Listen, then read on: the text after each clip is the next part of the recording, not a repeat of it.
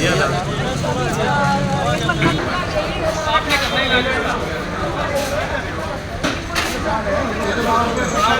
घटनाओं को छोड़कर भिवानी में यूं तो चुनाव शांतिपूर्ण ढंग से समाप्त हो गया।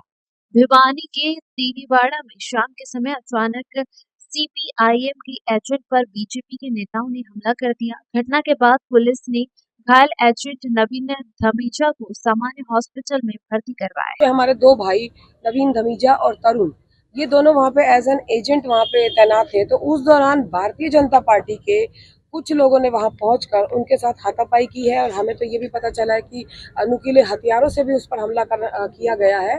और दोनों भाई जो हमारे इस टाइम हॉस्पिटल में उपचाराधीन है, जिसकी शिकायत हमने इलेक्शन ऑब्जर्वर से की है, जिला उपायुक्त से की है और पुलिस अधीक्षक से भी की है।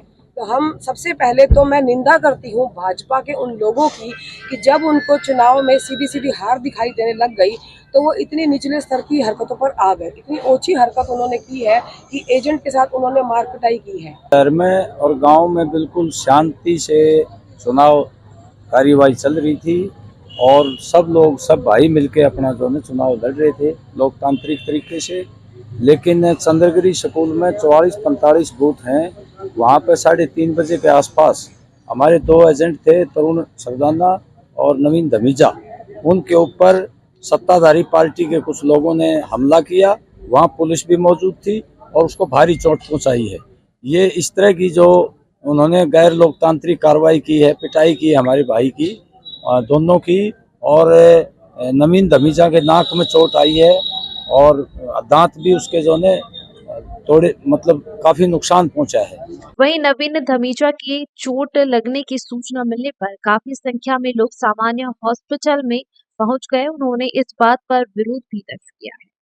मामले के बारे में निर्दलीय उम्मीदवार प्रिया असीचा ने कहा कि नवीन शांतिपूर्ण ढंग से बैठे थे, लेकिन कुछ लोग बीजेपी के आए और उन्होंने हमला कर दिया।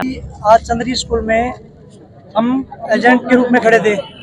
एक बीएलओ साहब हमारे को चेक करने के लिए आ रहे थे। इतने में विनोद चावला, 4-5 उसके 2 लड़के और प्रवीण चावला, ये 7-8 बंदों को लेके मेरे पास आ गया और एसएचओ साहब मौके पे थे, साथ में उनके साथ पूरा काफिला था प्रशासन का।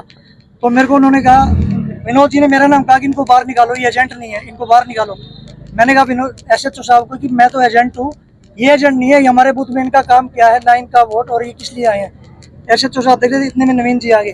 फिर वो नवीन जी से बहस करने लगे, इसको भी बाहर निकालो ये।